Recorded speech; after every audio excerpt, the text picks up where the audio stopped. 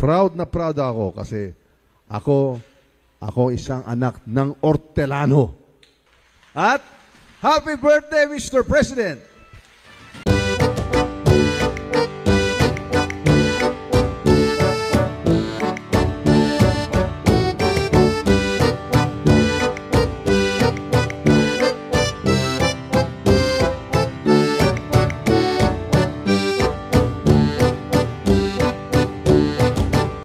Ang pagdating ng ating mga panauhin sa pangunguna ng ating Honorable House Speaker Ferdinand Martin G. Romualdez. Kasama din po natin ang ating Senior Deputy Speaker, Honorable Aurelio Dong Gonzales Jr. Nandito rin po ang ating Chairperson ng House Committee on Appropriation, Elizalde S. Co. And of course, kasama po natin ang ating NIA Administrator. Ito rin po ang ating UPRIS Department Manager, Engineer Gertrudis A. Viado. Atin pong palakpakan ang kanilang pagdating dito sa ating UPRIS Gymnasium. Wala na po bang ilalakas ang ating mga palakpak?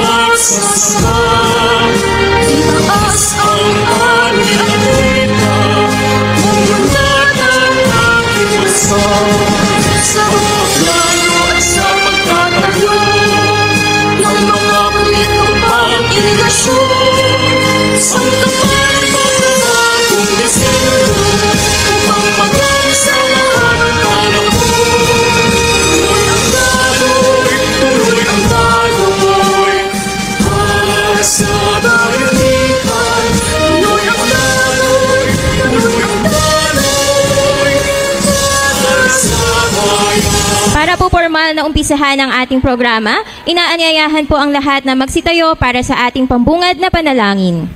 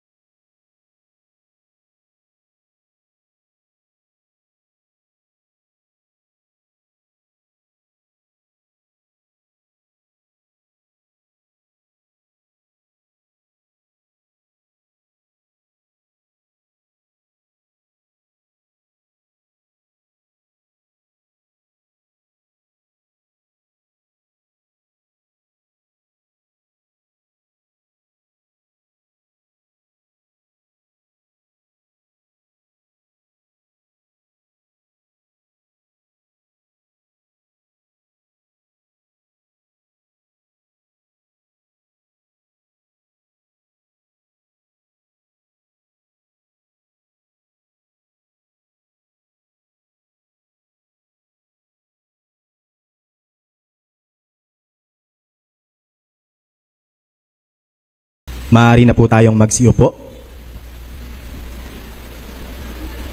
Kilala ang ating panauhing pandangal para sa araw na ito. Atin na pong inaanyahan sa harapan ang ating House Committee on Appropriations Chairperson, Elizalde S. Co. Magandang umaga po sa inyong lahat, ladies and gentlemen, honored guests, and esteemed partners in agriculture. Magandang araw po sa inyong lahat.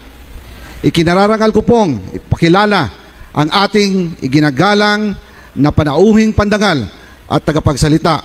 Isang taong may puso para sa serbisyo publiko at may matibay na dedikasyon para sa pag-unlad ng ating bansa.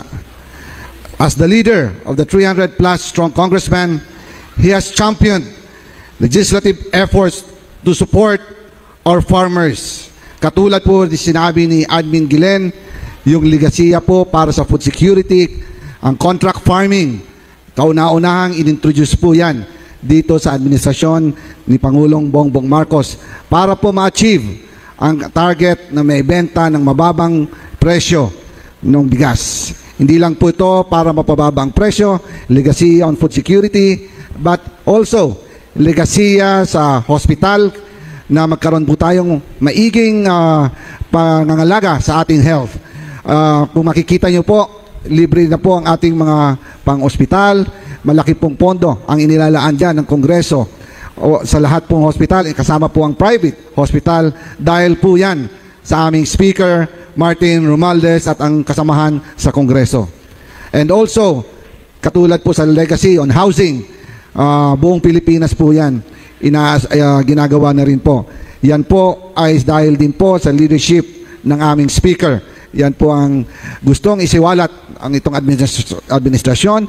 May maigawa ang murang pabahay, murang health na kalidad, and murang pagkain katulad ng contract farming.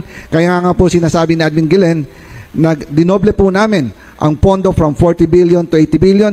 Kung lumabas pa yung unprogrammed na almost 20 billion for contract farming, for warehouse, and for rice mill, para po libre na rin ang ng rice mill, ano po yan, para mas lalong mapababa natin ang presyo po ng bigas.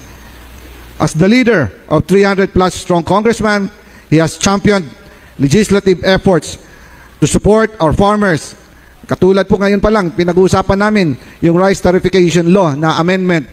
Ilalaan po yung pondong yon na ilagay po sa contract farming ang another 15 billion taon-taon para po in the next 5 years magkaroon ho tayo ng stabilizing fund na 100 billion para po yan hindi na tumaas ang bilihin ng ating mga mamamayan, and at the same time kayo po na ating mga magsasaka hindi po kailangan mamuhunan, hindi po kailangan makiusap sa traders para po tumaas ang presyo ng ating bigas at para po mabenta nyo diretso ng mataas na presyo na kisiguraduhin nakikita ang bawat magsasaka at magiging masaya ang buong sambayan ng Pilipinas. Ladies and gentlemen, please join me in warmly welcoming the Speaker of the House of Representatives, Speaker Martin Romualdez.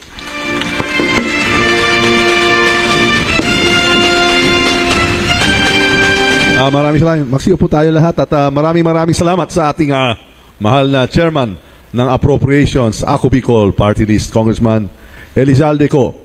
Tamang-tama, inimbita talaga na ni Admin Eddie Gilian si Chairman Saldi kasi alam mo na ibig sabihin ng chairman ng Appropriations. Siya naglalaan ng budget natin eh. Ngayon, alam naman ninyo, di ba? Budget hearings natin ngayon at siya kasama natin dito sa advokasya natin na sinasabi nating mahal ng Presidente, President Ferdinand R. Marcos ay food security is national security. Kaya kayo po ay prioridad po ni BBM. At ngayong araw, birthday niya, batiin naman natin ng ating mahal ng Presidente. Happy birthday, Mr. President! Maligayang bati, maligayang karawan sa ating mahal na Presidente. Masayang-masaya talaga ako ngayon kasi hindi lang kasama ko si Congressman Zaldico pero yung Senior Deputy Speaker ko, na kabalen ko, although representante ko ng primero distrito ng Leyte sa Tacloban, yung nanay ko ay tiga Mabalacat, Pampanga, kaya ako rin ay tiga rito, tiga Central Luzon, at aking kabalen na tiga Pampanga, Congressman Aurelio Don Gonzales from the 3rd District of Pampanga. Nung 14th Congress kasama ko yan. Neophyte po kami. At proud na proud siya kasi sinabi niya sa akin, ikaw classmate, tawag sa akin Jake. Jake, ikaw, abogado ka, kaya yung tatay mo, dating gobernador. Pero ako, sabi ni Dong, proud na proud ako kasi ako isang anak ng Hortelano. Kaya tingnan mo naman, yung puso niya talaga ay talagang sa mga magsasaka. Nagsikap siya, naging engineer siya, schoolmate niya si Admin Eddie Gilian, 2 years advance ka yata ni Admin, ano? Magaling ba si Admin? Magaling sila, tiga Mapuwa sila Mapuwa sila, kaya mga magagaling mga engineer. Maraming salamat at sa aking mahal nating our you please engineer Helen Biado for welcoming us. Salamat sa mainit na pagtanggap sa atin dito sa New Place. First time ko yata din dito. Pero I'd like again to acknowledge our National Immigration Administrator, Engineer Eduardo Eddie Gillian. Hindi ko talaga makakalimutan kasi pag office hours nakikita kami dyan sa Batasan, pero walang tigil eh. Miski after dinner, miski midnight, hating gabi, nagmi-meeting kami kasama ni Kong Saldi, kasama ni si Kong Dong. Kaya masipag talaga yan. Wala yaka tayo nating tulog, pareho tayong puyat, Kaya mabuti na lang itong mga nagdadala dito sa ating pamamalahan, yung napakagaling na presidente. Itong programa natin, itong bagong bayaning magsasaka rice, ito talaga ang vision ng ating mahal na presidente, President Ferdinand R. Marcos Jr. Si Admin naman siya nag-implement, nag-execute. At kami po sa Kongreso, kasama po natin ang ating mahal na presidente. Sumusunod natin sa yung vision niya, yung nakikita natin. Tama talaga yung ginagawa niya. Kaya all-out support kami sa kanya. Kagaya yung sinabi ni Admin. Kung meron din na isang budget na 40 billion na pinapriority nating presidente, dinodoble natin kasi nakikita talaga natin napaka-importante itong programa.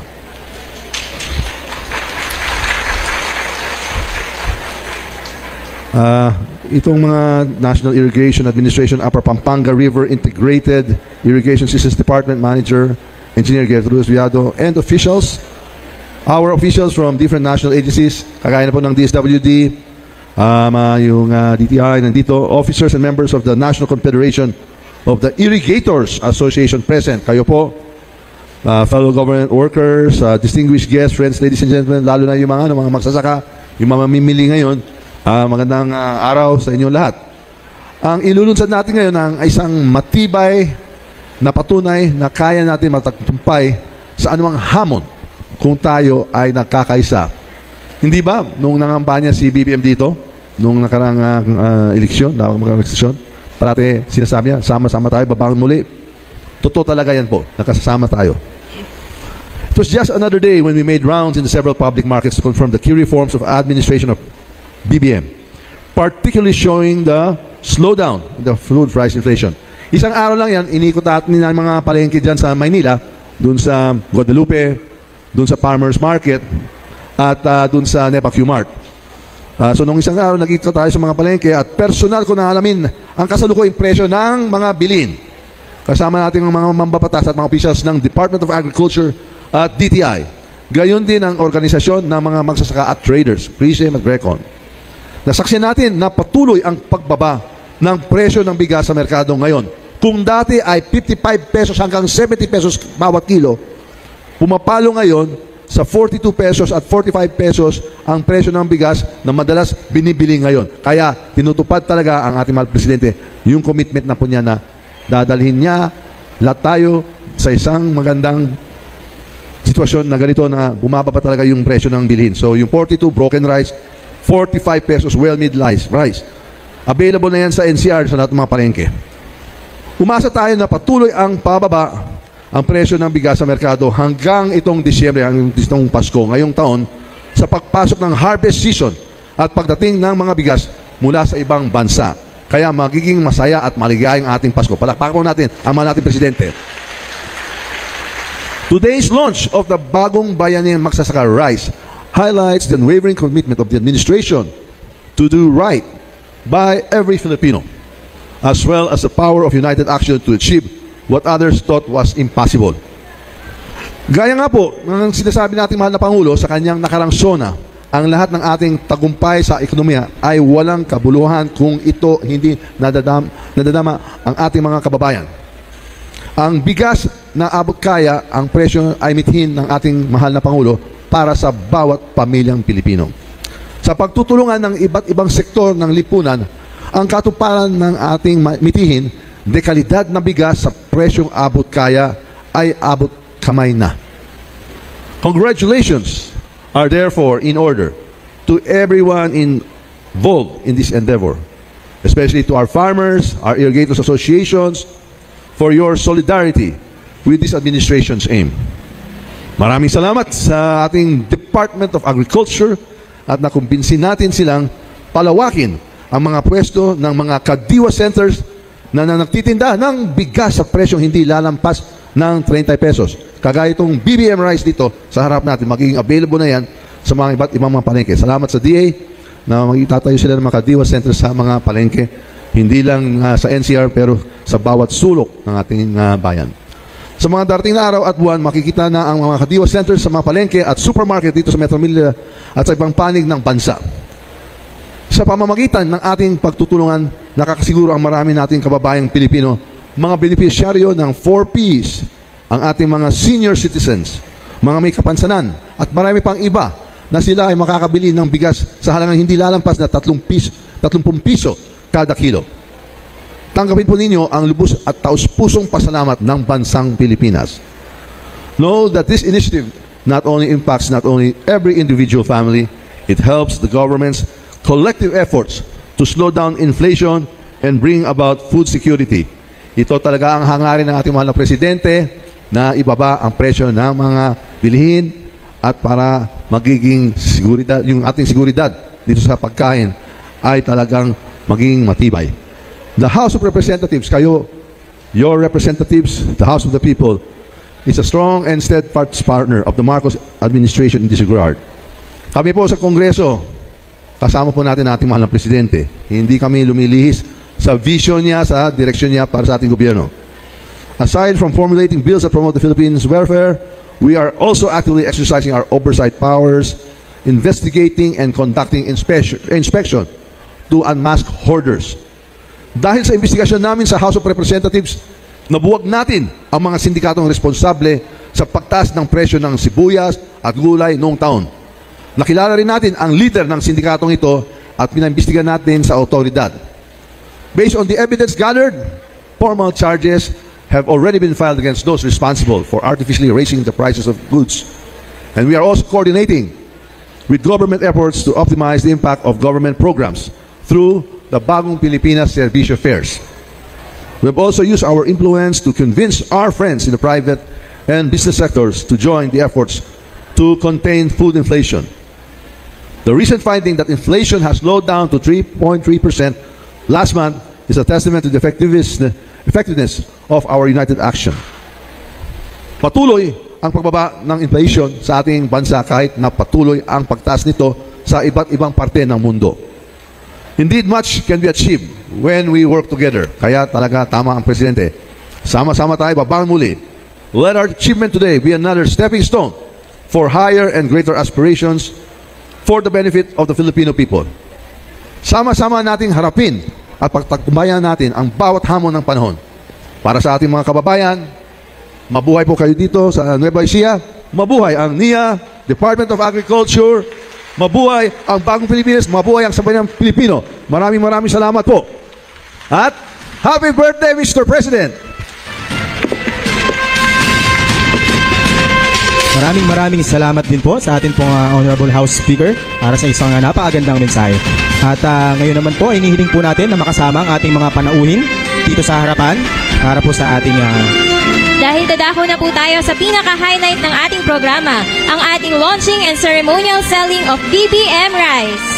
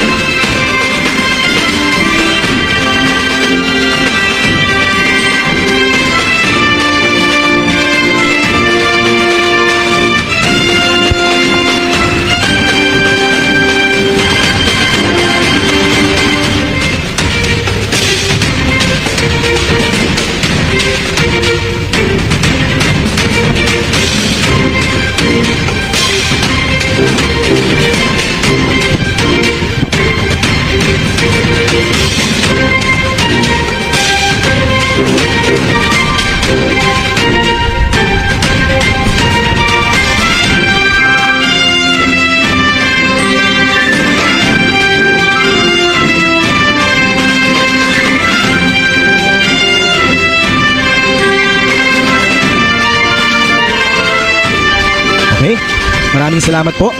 Ngayon naman po ay ating inihiling na ang ating mga panauhin ay tumungo sa harapan para sa ating photo opportunities kasama po ang ating mga